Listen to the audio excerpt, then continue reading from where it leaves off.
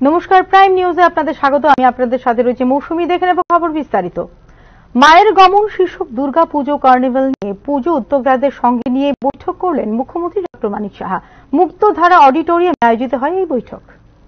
চলতি বছর মায়ের গমন শীর্ষক দুর্গা পুজো কার্নিভাল সুষ্ঠুভাবে সম্পন্ন করার উদ্দেশ্যে পুজো উদ্যোক্তাদের সঙ্গে বৈঠক করলেন মুখ্যমন্ত্রী ডক্টর মানিক সাহা। রবিবার মুক্তধারা প্রেক্ষাগৃহে আয়োজিত বৈঠকে অংশ নেন আগরতলা পুর নিগম ও নিগম এলাকা সংলগ্ন বিভিন্ন ক্লাব এবং পুজো উদ্যোক্তারা।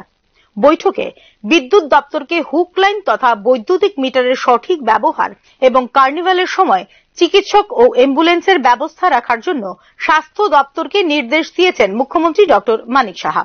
এছাড়া বিশেষ করে হাসপাতালের সামনে শব্দ নিয়ন্ত্রণ রাখার নির্দেশও দিয়েছেন মুখ্যমন্ত্রী।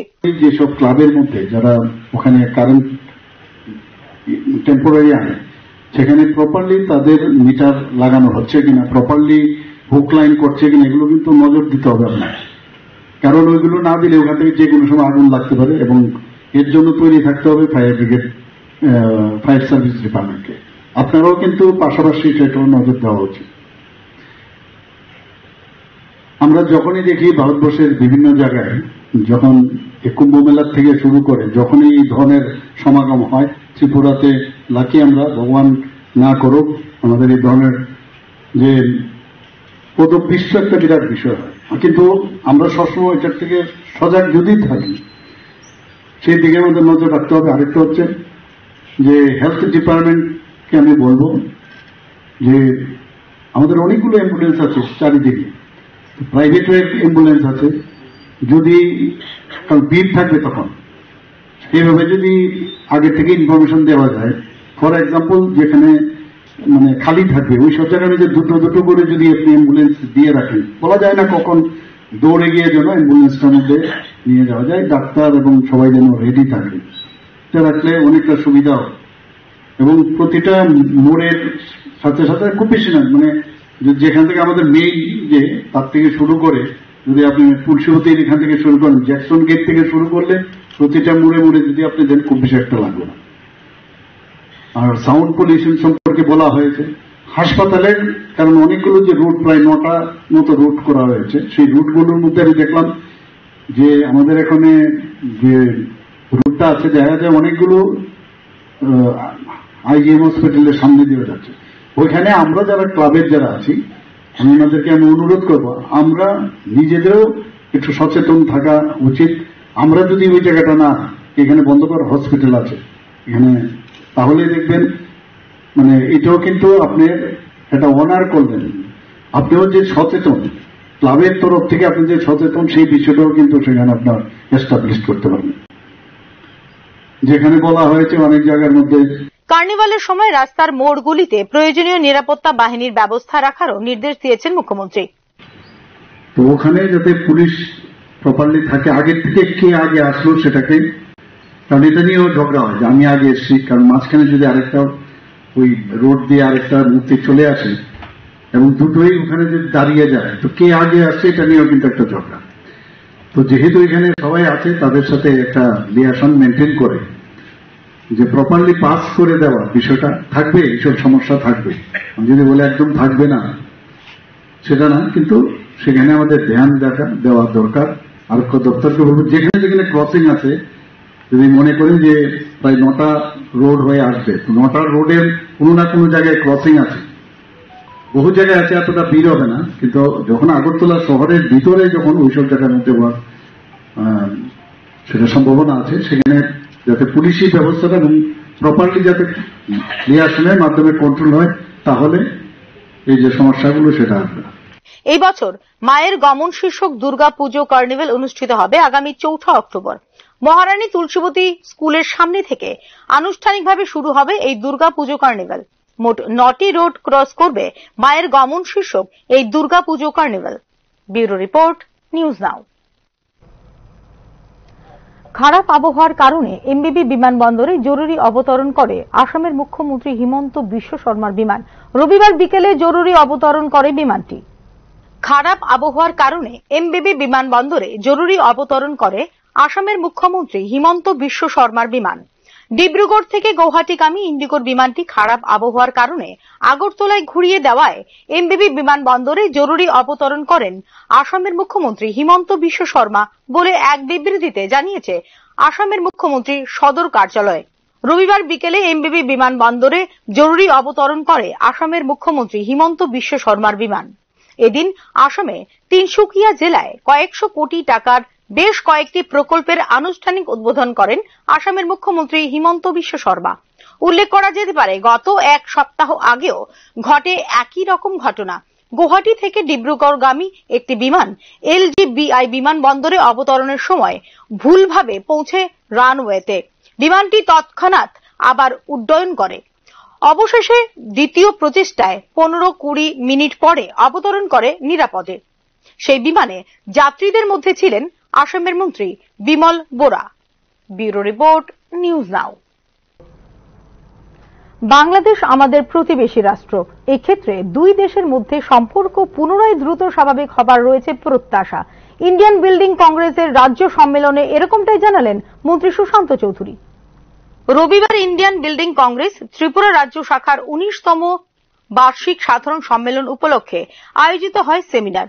আগরতলার নেতাজি চৌমুহনীর পিডব্লিউডি কনফারেন্স হলে এদিনের সেমিনারে উপস্থিত ছিলেন পরিবহন এবং পর্যটন দপ্তরের মন্ত্রী সুশান্ত চৌধুরী। বাংলাদেশ আমাদের প্রতিবেশী রাষ্ট্র। বর্তমানে বাংলাদেশের অস্থিতিশীল পরিস্থিতির কারণে এখনো চালু হতে পারেনি সাব্রুম, নিশ্চিন্তপুরের মতো বহু কোটি টাকার প্রকল্পগুলি বলে এদিনের সম্মেলনে জানিয়েছেন মন্ত্রী সুশান্ত চৌধুরী। শীঘ্রই বাংলাদেশের সঙ্গে সম্পর্ক পুনরায় স্বাভাবিক হয়ে এই প্রকল্পগুলি চালু হবে বলে প্রত্যাশা ব্যক্ত করেন মন্ত্রী Sushant Chowdhury. Present relationship with Bangladesh has been very upsetting. It's not palatable to all of us. But we never treat Bangladesh as our enemy as of now. Because Bangladesh as a country, independent country, has found a place in world map due to India only. Nobody should, forget that. We treat Bangladesh as our brother, as our dear and near one. But the present scenario in Bangladesh is not very palatable. It's very upsetting to all of us. And infrastructure worth thousands of crores at Nishindapur, at Sabrum area, has come to a complete standstill. We can pray to the God, Almighty God, that good days will come forward and the dialogues for prosperity, peace, tranquility, harmony between the people of these two countries will be restored further, and both the nation together will follow the road of prosperity very shortly in the coming times. রাজ্যেই রয়েছে ভালো প্রযুক্তিবিদ, প্রকৌশলী। এক্ষেত্রে রাজ্যের পরিকাঠামো উন্নয়নে সরকারের সহযোগী হিসেবে গুরুত্বপূর্ণ ভূমিকা রাখতে পারে ইন্ডিয়ান বিল্ডিং কংগ্রেস বলেও এদিন জানিয়েছেন পরিবহন মন্ত্রী Sushant Chowdhury. Congress should have a dialogue with our state government. As I was told that Honorable Chief Minister also blessed their program, the national level program, which took place few days back in presence of the other national level delegates, the resource persons for 2 days. They must ponder upon in IBC, Tripura chapter, to have their deep association with state government. We have good set of engineers, no doubt. We have good set of architects who are on regular intervals struggling, putting their best effort for development of our state in all sense of the term. Whatever they are bestowed with, whatever they are entrusted upon, they are trying to reach to the desired level. But Indian Building Congress, since it is an amalgamation or combination of former or retired engineers, the in-service engineers, and emerging engineers, all categories of engineers' expertise have been found place in Indian Building Congress.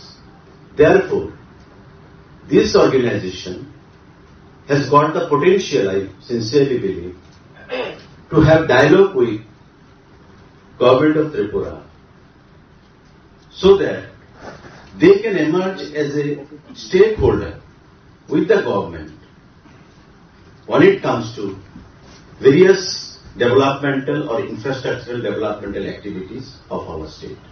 নির্মাণ পরিবেশ সম্পর্কে সম্মিলিত মতামত এবং সুপারিশের জন্য একটি platform প্রদান করে।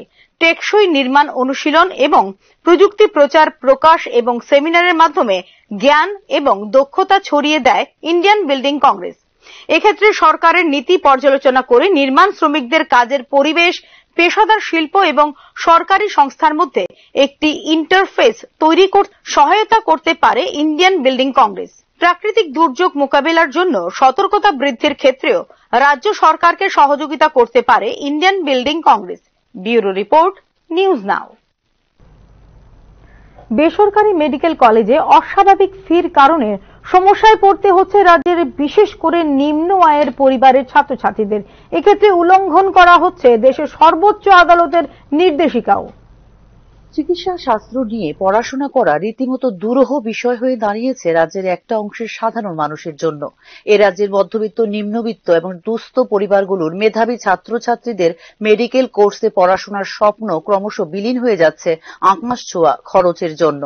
বেসরকারি মেডিকেল কলেজগুলিতে এমবিবিএস কোর্সের ফি যে জায়গায় গিয়ে পৌঁছেছে তাতে এ রাজ্যের বহু মেধাবী ছাত্রছাত্রীর দীর্ঘদিনের মেডিকেল নিয়ে পড়ার স্বপ্ন আকাঙ্ক্ষার অপমৃত্যু হতে বাধ্য বলে মনে করছেন তথ্যবিজ্ঞদের একাংশ মহল।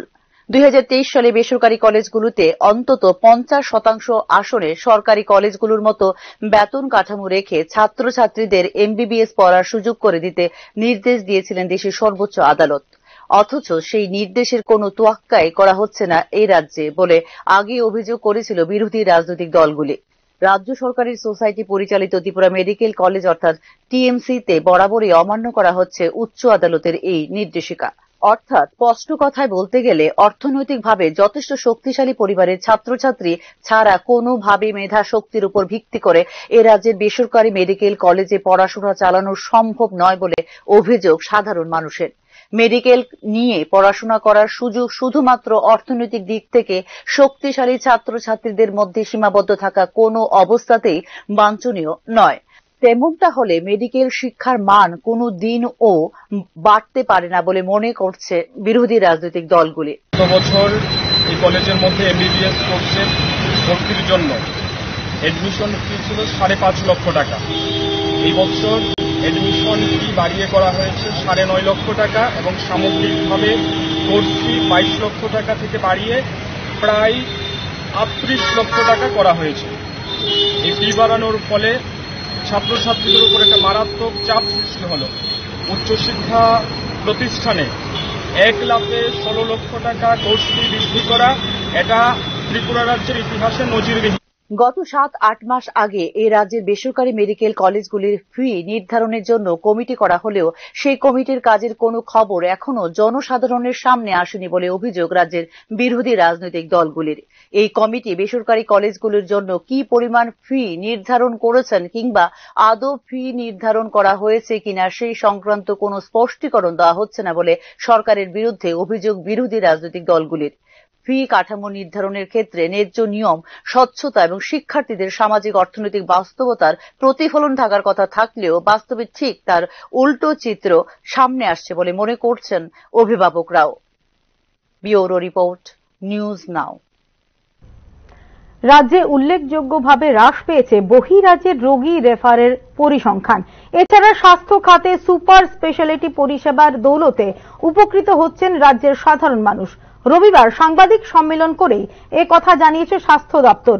জিবি, আইজিএম এবং ক্যান্সার হাসপাতালের চিকিৎসা পরিকাঠামো সম্পর্কে বিশদ জানাতে গিয়ে 2022 সালে যেখানে রেফারের পরিসংখ্যান ছিল 778 জন, সেখানে 2025 সালে তা হ্রাস পেয়ে দাঁড়িয়েছে 269-এ বলে জানিয়েছেন স্বাস্থ্য দপ্তরের সচিব কিরণ গিত্তে। জিবি, আইজিএম এবং ক্যান্সার হাসপাতালের বহির্ভাগে প্রতিদিন গড়ে রোগীর পরিসংখ্যান প্রায় 5,000। বর্তমানে জিবি হাসপাতালের শয্যার সংখ্যা 1,400, আইজিএম হাসপাতালে 600, জিবি হাসপাতালে বর্তমানে আইসিইউর সংখ্যা 316 বলেও এদিনের সাংবাদিক সম্মেলনে জানিয়েছেন স্বাস্থ্য সচিব কিরণ গিত্তে। চিকিৎসক নিয়োগের মধ্য দিয়ে রাজ্যের স্বাস্থ্য পরিষেবা আরো উন্নত করার উদ্যোগ নিয়েছে রাজ্য সরকার বলেও জানিয়েছে স্বাস্থ্য সচিব।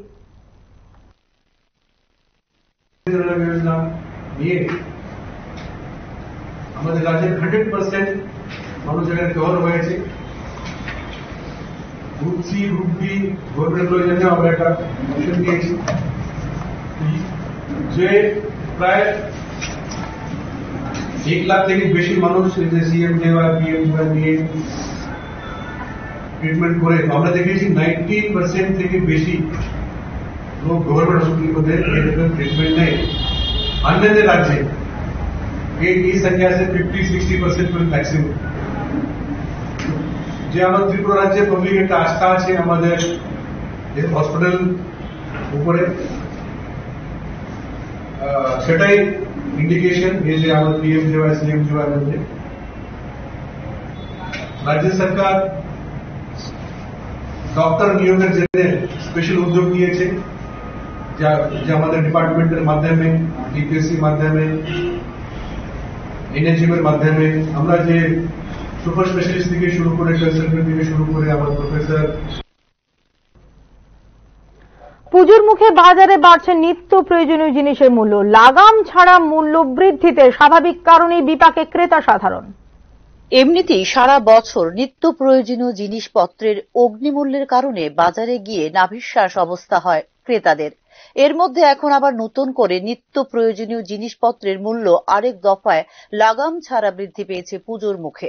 সব ধরনের সরিষার তেল, মুসুরি ডাল, চাল, চিনি, পেঁয়াজ সহ আরো কয়েকটি পণ্যের পাইকারি ও খুচরো উভয় ক্ষেত্রে মূল্য গত কয়েকদিনের মধ্যে অস্বাভাবিক বেড়ে যাওয়ায় চরম বিপাকে পড়েছেন ক্রেতা সাধারণ। যারা সরকারে বই দিচ্ছে তারা তো মাসে 2 লাখ টাকার বেতন পায়, তারা তো এইসব 1,000-2,000 টাকা তারা যাওয়া লাগে না। আমরা তো খাইতে যাওয়া মানুষ, আমরা 500 টাকা ডেলিভারি করতে কষ্ট। আমরা যে ডেলিভারি করা কাটতে থাকি তারা বিবেক দিয়ে চিন্তা করতে পারে। যারা গভর্নমেন্টে বেরিয়েছে তারা কোন বিবেক দিয়ে চিন্তা করতে পারে, তারা কি করতে চাই না। তারা 2 লাখ টাকা তো 1 টাকা কাটা না, বরঞ্চ তারা প্রতি মাসে আরো বাড়ে। আমরা কেন বাজারে এইভাবে লাগাম ছাড়া মূল্য বৃদ্ধি পেয়েছে সেই বিষয়ে মহারাজগঞ্জ বাজারের পাইকারি ব্যবসায়ীরা তাতে গ্রহণযোগ্য কারণ দেখাতে না পারলেও বহিরাজ্যের উৎসস্থলে মূল্য বৃদ্ধি পেয়েছে বলে দাবি করছেন তারা। এখন তো সাধারণ মানুষরা নাগালের বাইরে কি এটা চলে যেতেছে মনে হয়। তো আপনি সাধারণ মানুষের কেড়ে বাইরে দিতেছে, মানুষের মাল দেখাইতেছে কি মাল, সবচেয়ে বাইরের মাল খেতেছে, সবজিটা তো বাইরে, যেমন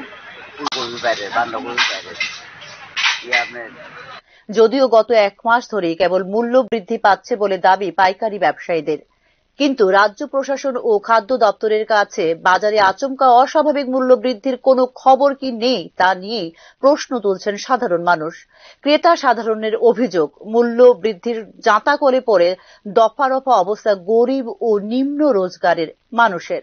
বাজারে নিত্য প্রয়োজনীয় জিনিসপত্র কিনতে গিয়ে সমস্যায় পড়ছেন গরিব ও সাধারণ ক্রেতারা। গত রবিবার মনসা পুজো দিয়ে পুজোর মরশুম শুরু হয়েছে, সামনেই গণেশ পুজো, তারপর বিশ্বকর্মা পুজো, তারপরে শারদীয়া উৎসবের দুর্গাপূজা। ফলে পুজোর মুখে বাজারে আচমকা নিত্য প্রয়োজনীয় জিনিসপত্রের মূল্য লাগাম ছাড়া বৃদ্ধি পেতে থাকায় আরো দুশ্চিন্তা দেখা দিচ্ছে বলে অভিযোগ ক্রেতা সাধারণের।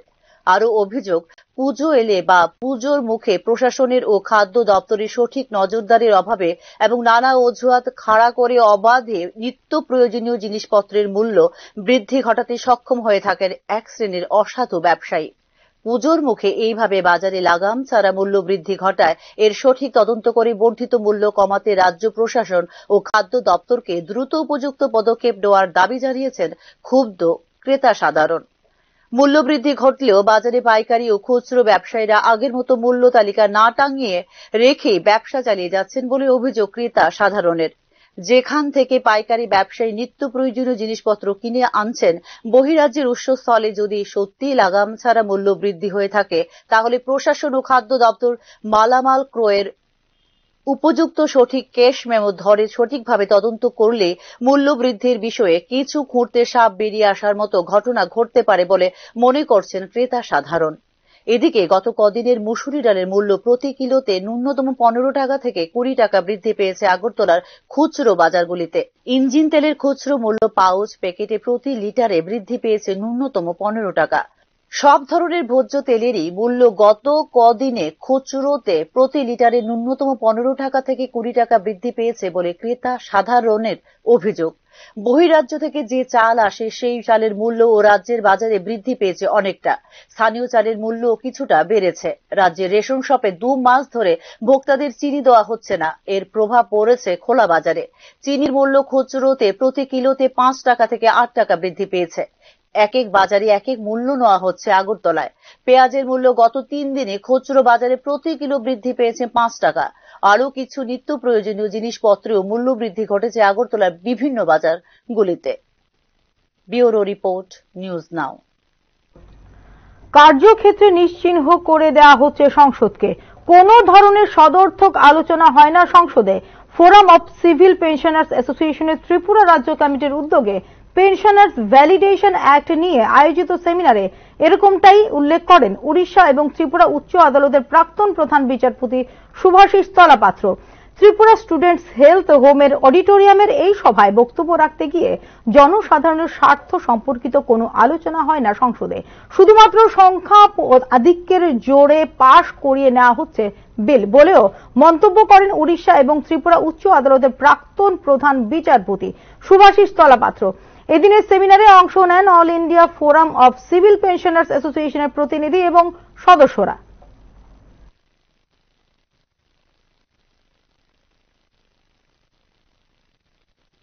পার্লামেন্ট এখন প্রায় স্থানবদ্ধ, কোনো কার্যকারিতা প্রায় নিশ্চিহ্ন করে দেওয়া হচ্ছে।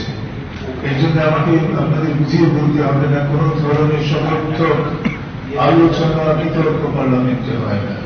এখন যার ফল ভুগতে হয় এই দেশের নাগরিকদের, এই দেশের সাধারণ মানুষদের। যে প্রয়োজনীয় বিষয়গুলো, জনসাধারণের স্বার্থ বিষয়ক যে বিষয়গুলো পার্লামেন্টে উত্থাপিত হয় না, তার উপর কোনো আলোচনা হয় না। এবং যেটা আমরা জানি, যারা সংসদের ইতিহাস জানি, সারা পৃথিবীতে জানি, যদি বলা হয় যে ব্লুট মেজরিটি জোরে আমাদের বিভিন্ন বিলগুলোকে পাস করিয়ে দেওয়া হয়। এটা একটা স্বাস্থ্যকর সংসদীয় ব্যবস্থা নয়। 31 অক্টোবর পঞ্চদশ অর্থ কমিশনের সময়সীমা। এর আগে কর্মচারীদের সব দেনা পাওনা মিটিয়ে দেবার দাবি জানালো ত্রিপুরা গ্র্যাজুয়েটেড অফিসার সংঘ। 31 অক্টোবরের আগে কর্মচারীদের বকেয়া 22% মহার্ঘ ভাতা একসঙ্গে মিটিয়ে দেবার দাবি সহ মোট 6 দফা দাবি সম্বলিত স্মারকলিপি প্রদান করা হয়েছে মুখ্যমন্ত্রী এবং অর্থমন্ত্রীকে বলে রবিবার আয়োজিত সাংবাদিক সম্মেলনে জানিয়েছে ত্রিপুরা গ্র্যাজুয়েটেড অফিসার সংঘ। এই সময়ের মধ্যে বকেয়া দেনা পাওনা মিটিয়ে না দিলে আবারও এক প্রস্থা বঞ্চনার শিকার হবেন কর্মচারী পেনশনার্সরা বলেও অভিযোগ করেছে ত্রিপুরা গ্র্যাজুয়েটেড অফিসার সংঘ। নির্ধারিত হচ্ছে 31 অক্টোবর 2025। আগামী অক্টোবরের 31 তারিখ অবধি শেষ সময় রয়েছে 15তম অর্থ কমিশনের যে রিকমেন্ডেশন দেওয়া। তো এর আগে যদি এটা কমিউনিটি এক্সপেন্ডিচার যদি না হয়, তাহলে আমাদের কর্মচারীদের জন্য একটা বড় ক্ষতি হয়ে যেতে পারে যদি 22% না দেওয়া হয়, কম যদি দেওয়া। এই কারণে নিশ্চয়ই, যেহেতু সারা ভারতবর্ষ জুড়ে রাষ্ট্রপতি সরকার কর্মচারীদের দেনা পাওনা পুরোটাই মিটিয়ে দিয়েছে, আমাদের রাজ্যের ক্ষেত্রে কোনো কারণে হয়নি। আমরা আশা রাখবো পুরো 22% আগামী অক্টোবরের আগেই, 31 অক্টোবর আগেই দিয়ে দেবেন। তাহলে আমাদের কর্মচারীদের যে বঞ্চনা আমরা সবসময় আমাদের সাধারণ সম্পাদক বলছিলেন, যে আমলে যেরকম বঞ্চনা এসেছিল, একবার রিভিশনের নামে, একবার পে রিভিউর নামে, দুবার কিন্তু একবার 32%, একবার 12% পুরোটাই চলে গেছে। এরকম যাতে পরিস্থিতির সৃষ্টি না হয়, এই জন্য আমরা সরকারের দৃষ্টি আকর্ষণ করছি। এটা নিয়ে আমরা অলরেডি চিঠি দিয়েছি বিভিন্ন জায়গায়। এই কারণে আপনাদের মাধ্যমে আমরা এটা আজকে। এখনকার মতো বাংলা সংবাদ এই পর্যন্তই। নমস্কার, শুভরাত্রি।